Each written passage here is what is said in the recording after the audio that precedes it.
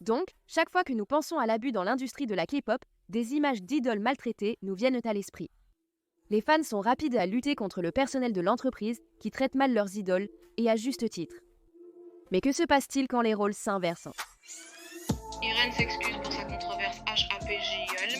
Aujourd'hui, nous allons examiner les accusations portées envers Irène de Red Velvet, apparemment exposée, la violente diatribe verbale d'une certaine célébrité.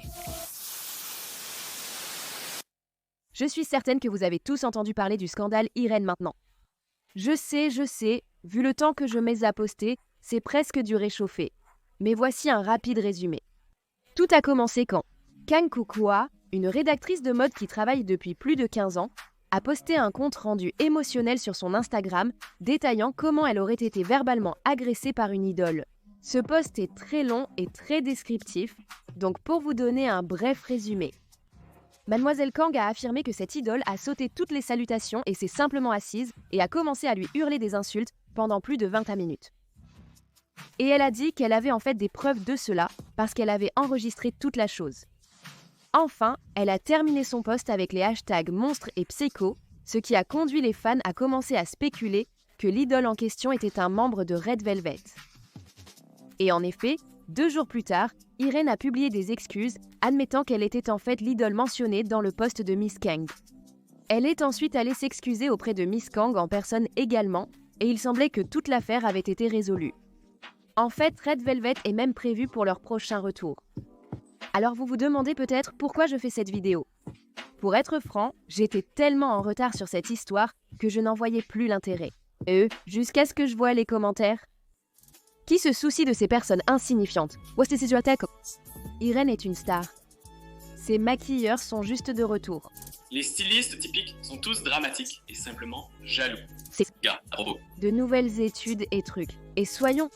De vrais managers, stylistes, danseurs de soutien, etc. sont juste des personnes qui veulent être célèbres mais qui n'ont pas de talent.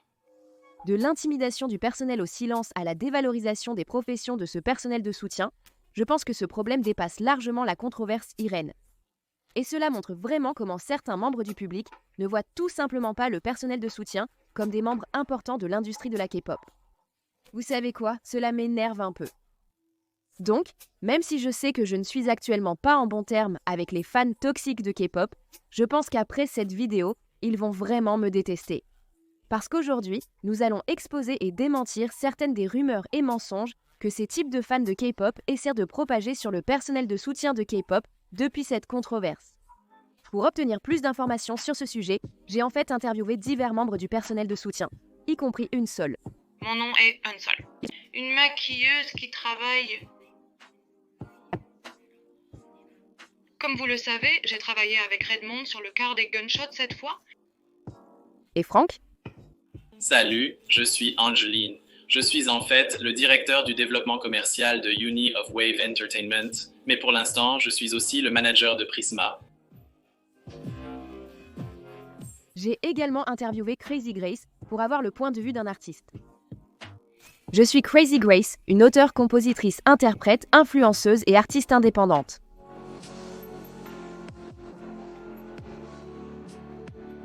Mais avant de débuter, voici quelques brefs avertissements. Aucun des membres du personnel de soutien interviewé n'a exprimé d'opinion sur la controverse Irène. Alors s'il vous plaît, ne les attaquez pas. Deuxièmement, je sais que la majorité des fans de K-pop, dont de nombreux fans de Red Velvet, respectent le personnel de soutien. Quand je dis certains fans ou ces fans, je parle du type de fans qui font les commentaires que vous allez voir. Donc oui, avec tout cela mis de côté, passons directement à l'action. Il est temps de lire les commentaires. N'importe qui pourrait être styliste. Que font-ils vraiment de toute façon ? Devenir rédactrice de mode ou styliste, ou quoi qu'elle soit, c'est si facile. Voici quelques commentaires de ces fans. Beaucoup d'entre eux semblent avoir l'impression que devenir styliste ou maquilleuse est beaucoup plus facile que devenir une idole de la K-pop. De toute évidence, la K-pop est connue pour son processus d'entraînement épuisant qui consiste généralement en des cours de chant et de danse régimentés. Mais est-ce que devenir l'un de ces membres du personnel de soutien est plus facile ? Est-ce officiellement devenu un designer ?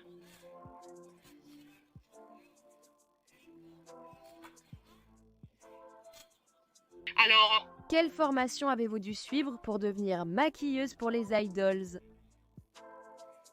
Quand je travaille, magasin de maquillage, j'apprends mes premiers professeurs. C'est ce qu'on appelle une période d'étape. Tout comme les artistes de K-pop qui doivent en passer par des années de formation, il s'avère que les stylistes et les maquilleurs doivent également passer par quelque chose de similaire. Je travaille généralement comme designer pendant 4 à 5 ans. Pendant cette période de personnel, le styliste stagiaire n'est généralement pas autorisé à prendre des décisions créatives ou exécutives et vous êtes généralement laissé à gérer les tâches les plus fatigantes ou banales. Donc un stagiaire, un styliste de mode par exemple, pourrait être responsable de choses comme la récupération et la livraison de vêtements de maisons de mode, l'étiquetage des tenues pour les émissions de musique et le repassage et l'ourlet.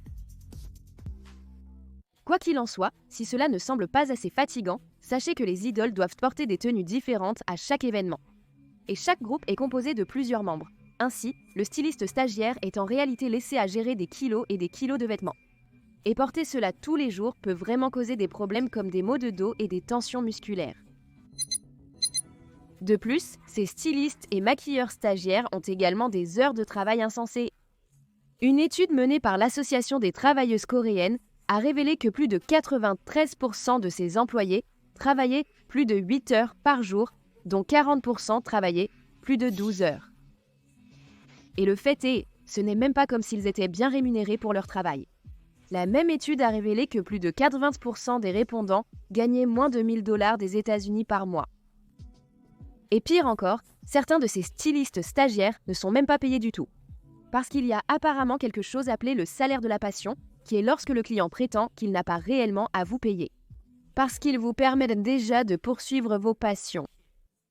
Curieusement, cela semble arriver le plus souvent avec les stylistes et les maquilleurs qui travaillent dans l'industrie de la K-pop. Les entreprises de K-pop prétendraient que c'est pour s'assurer que vous n'êtes pas là juste pour traîner avec les idoles, ce qui me semble absurde. Cela n'a même pas de sens. En général, compte tenu du travail éreintant, des longues heures de travail, du faible salaire et du fait que vous devez faire cela pendant 4 à 5 ans. Le chemin pour devenir styliste n'est certainement pas facile. Après tout,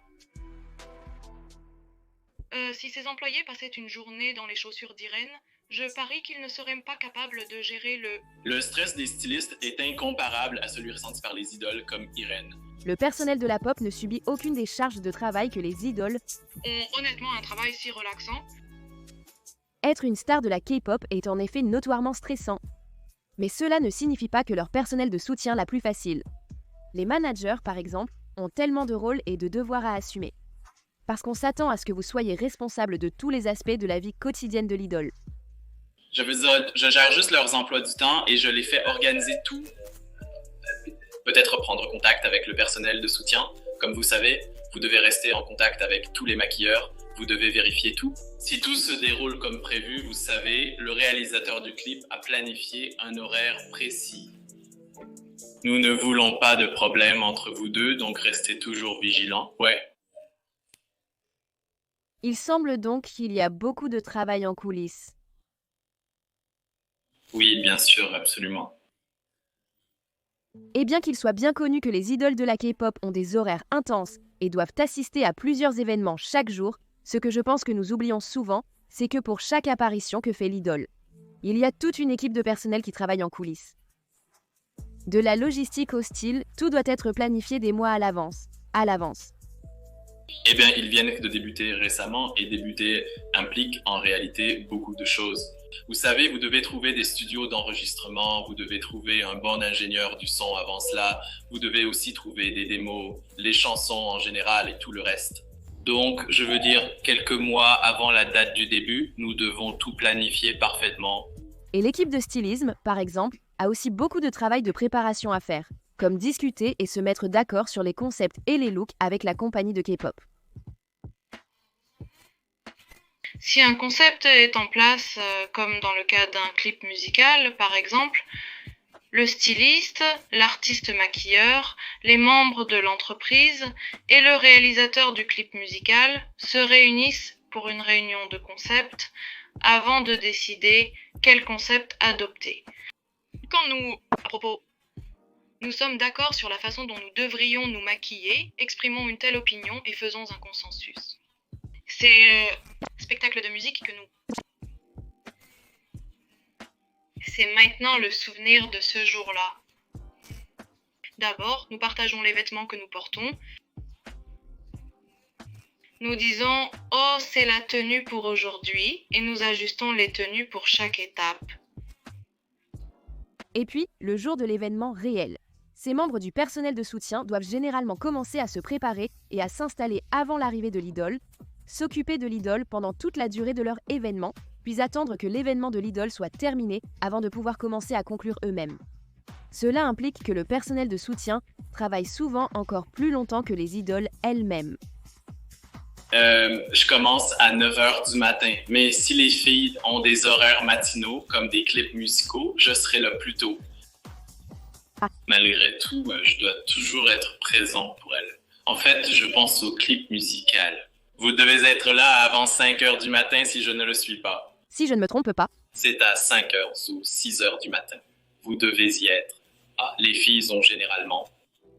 vers 7-8 heures du soir, parfois tu sais... Yeah. Et je n'ai pas à le faire. La nuit, je fais quelques heures supplémentaires. Nous travaillons généralement selon nos horaires, nous avons tendance à travailler. Nous travaillons généralement... Notre emploi du temps suit généralement un rythme hebdomadaire, ce qui crée une routine quotidienne.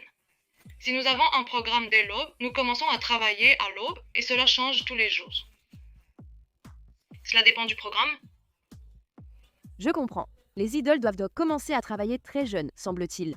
Je fais habituellement des émissions de musique tôt le matin et à 5 ou 6 heures de l'aube. Dans le groupe, cela prend plus de temps. Si c'est une personne, cela prend environ 1h30. Si nous sommes tous les 5 ensemble, nous devons 3 heures, donc nous commençons plus tôt. Comme vous pouvez l'imaginer, devoir travailler de si longues heures peut vraiment avoir un impact physique et mental sur ses employés. Après toute la formation, les horaires de nuit tardifs, les horaires du matin tôt, parfois fatigués, vous devez toujours les suivre tout en faisant votre travail en même temps. N'est-ce pas? Parce que, à mon emploi du temps, je ne vais pas une heure fixe et je vais heure fixe. Dans le cas de clips musicaux, nous tournons vraiment pendant 1 ou 2 jours ou 24 ou 36 heures comme ça, en veillant toute la nuit. Donc quand nous partons pour ces tournages difficiles, quand il y a des scènes à tourner, c'est un défi physique très intense. Je travaille toujours debout, ma posture est toujours d'un côté, donc mon dos n'est pas bon.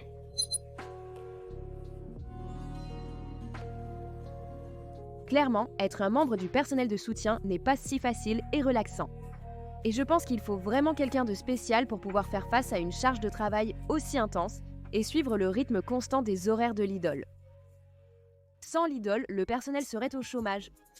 Il devrait être reconnaissant envers Irène. Le personnel n'est rien sans l'idole. Une idole a le droit de réprimander un employé. Certains n'aiment pas voir des femmes au pouvoir. Beaucoup de ses fans semblent croire que l'idole est en quelque sorte le patron du personnel de soutien, que ce sont les idoles qui paient directement le personnel de soutien, mais ce n'est généralement pas vrai. Évidemment, il peut y avoir des cas où les idoles paieraient pour leur propre personnel. Mais si vous regardez les artistes K-pop mainstream sous une compagnie K-pop, c'est généralement la compagnie K-pop qui paie pour ses employés, pas les idoles. Donc, au lieu d'avoir une relation employé et patron, techniquement, ces employés et idoles sont plus comme des collègues qui travaillent tous les deux sous la compagnie K-pop. Ils partagent une relation égale et travaillent en plus comme une équipe, discutant et échangeant des idées et des opinions. Alors, avez-vous déjà vécu une situation où une idole avec laquelle vous travaillez a dit comme « Oh, en fait, je n'aime pas ça à propos du maquillage » et comment répondez-vous ? Les artistes expriment aussi beaucoup leur opinion pendant qu'ils travaillent. Nous ne faisons pas les choses de manière unilatérale. Nous prenons en compte l'opinion de l'idole, nous discutons et faisons les choses ensemble. Mais je pense que c'est ainsi que les choses se passent. Après avoir tout fait, je ne suis pas satisfait. Je ne pense pas qu'il y ait beaucoup de cas où cela se produit. Mais au-delà de ces idées fausses, ce qui me dérange le plus, ce sont les fans qui... Ce personnel n'a pas de but, ou certains d'entre eux vont même jusqu'à agir comme si les idoles faisaient une faveur au personnel ou faisaient une sorte de charité en les employant, pour ainsi dire. Ces membres du personnel de soutien, je veux dire, jetez un œil à certains de ces commentaires. Mais je veux dire, si ces membres du personnel sont vraiment aussi inutiles et parasitaires que certains de ces commentaires les dépeignent, alors pourquoi les entreprises de K-pop les embaucheraient-elles et pourquoi les artistes travailleraient-ils même avec eux? J'ai donc demandé à Crazy Grace, une artiste de K-pop et YouTuber, de me parler de ses expériences avec le personnel de soutien. Grace est en fait dans une position vraiment unique car elle était auparavant sous contrat avec une entreprise de K-pop, mais elle a depuis quitté l'entreprise et est devenue une artiste indépendante. Être indépendant signifie que vous êtes le patron. Alors qu'avant, vous aviez une entreprise comme une entreprise de divertissement coréenne, vous savez, qui faisait tout pour vous. Mais maintenant, je prends simplement mes propres décisions. Contrairement à avant, lorsqu'elle était sous contrat avec une entreprise, maintenant que Grace est une artiste indépendante, elle n'a plus l'entreprise pour financer une grande équipe de personnel de soutien dédié. J'étais donc très intéressée par l'impact sur son travail. En tant qu'indépendant, vous devez trouver votre propre styliste et votre propre maquillage. Pour le clip de Planet Music que j'ai réalisé, j'ai tout fait seul car il fallait le faire très rapidement. Je n'avais pas de manager avec moi là-bas, juste quelques membres du personnel en soutien. C'était assez difficile car j'étais essentiellement seule. Je me souviens que nous avions une petite voiture. Il pleuvait et je n'avais personne pour tenir mon parapluie, comme dans mes anciens clips. Si le temps était mauvais, on irait vous chercher une veste. Vous savez, ces petites choses comptent beaucoup, évidemment parce qu'il pleuvait, mes cheveux seraient ruinés et je n'aurais pas, comme une équipe de soutien pour venir et rapidement arranger mes cheveux. Vous remarqueriez donc toutes ces petites imperfections dans mon clip vidéo. Quand vous êtes sous la direction d'une entreprise, des stylistes viendraient découvrir et faire votre maquillage toutes les 5 secondes, à chaque prise, donc ce sont ces petites perfections qui font la différence. Donc, en tant qu'artiste sous la direction d'une entreprise, en quoi consistait l'aide de votre manager?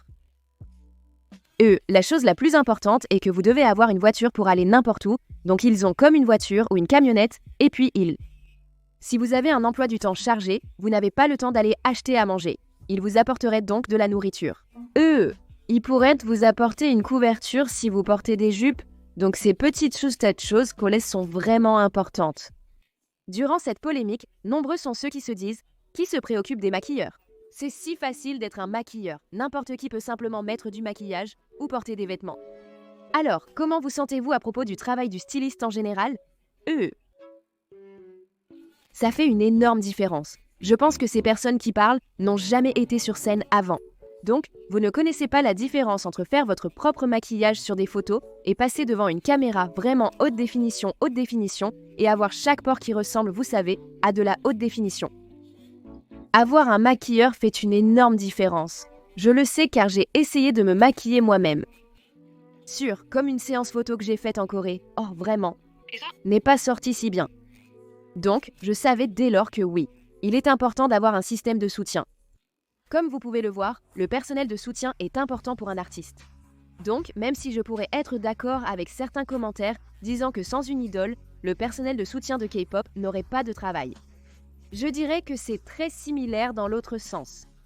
Sans personnel de soutien, la vie de l'artiste serait très difficile. Aucun n'est plus ou moins important que l'autre et ils dépendent vraiment l'un de l'autre pour réussir. Cela suggère que certains membres du personnel de K-pop sont des sasaeng ou des chercheurs d'attention qui profitent des idoles pour la célébrité. Ce styliste pourrait être jaloux d'Irene. En tant que personnel de soutien, vous n'êtes pas aussi talentueux, joli ou important que l'idole. C'est peut-être pour ça qu'ils veulent faire tomber l'idole.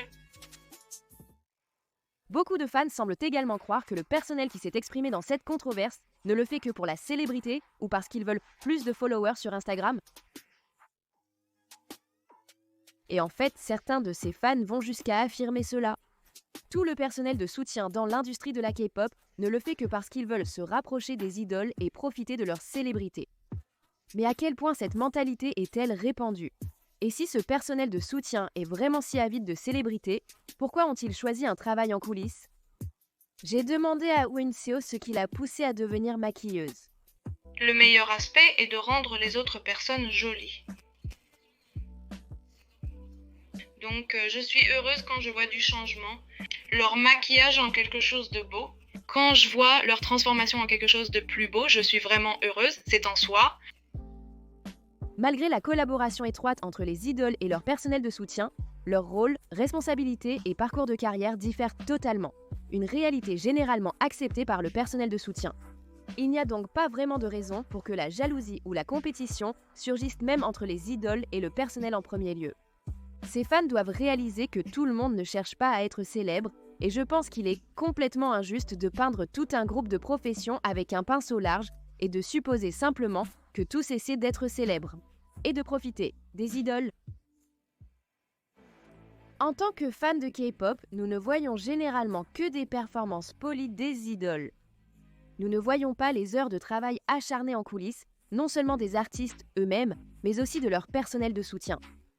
Ces productions sont vraiment un effort d'équipe et sans aspects importants tels que la logistique, la production et le style, la K-pop ne serait pas ce qu'elle est aujourd'hui.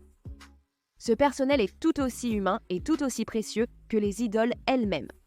Je pense donc qu'il est assez injuste que tant de fans semblent avoir un double standard. Quand le personnel crie sur l'idole pour une erreur, c'est inacceptable parce que les idoles sont des êtres humains et les êtres humains font des erreurs. Mais quand l'idole crie sur le personnel, c'est évidemment la faute du personnel qui a commis une erreur. S'ils ont fait une erreur, alors ils méritent d'être grondés. Lorsque les idoles critiquent publiquement le personnel de leur entreprise sur les réseaux sociaux, leurs fans les soutiennent pour leur courage. Mais quand le personnel s'exprime sur les réseaux sociaux, ce n'est pas professionnel. Rendre une situation privée publique se fait probablement juste pour la célébrité. Voyez-vous l'hypocrisie ? Je trouve simplement ironique que les personnes qui luttent constamment contre les conditions de travail difficiles dans l'industrie, qui luttent contre l'abus des idoles, soient les mêmes personnes qui soutiennent d'une manière ou d'une autre ce mauvais traitement. Quand cela arrive au personnel, si nous voulons vraiment des conditions de travail équitables dans l'industrie de la K-pop, alors ces droits doivent s'étendre à tous, qu'ils soient une idole ou un membre du personnel. Cela ne veut pas dire qu'on devrait détester ou annuler Irene. Je veux dire, les gens ont des mauvais jours et tout le monde fait des erreurs. Mais une erreur reste une erreur et elle doit être abordée. Donc, je pense qu'Irene aurait dû s'excuser et je suis contente qu'elle l'ait finalement fait. Je suppose que ma vidéo ne concerne pas vraiment Irene. Il s'agit plutôt des fans qui mettent continuellement leurs idoles sur un piédestal et qui justifient tout leur comportement. Même si cela signifie de rabaisser le personnel de soutien et de normaliser leur abus et mauvais traitement. Quoi qu'il en soit, j'ai vraiment beaucoup appris en réalisant cette vidéo et j'espère qu'elle vous a également donné plus de clarté sur l'importance du personnel de soutien. Si vous avez apprécié cette vidéo, laissez un pouce en l'air. Partagez votre avis sur la situation dans les commentaires.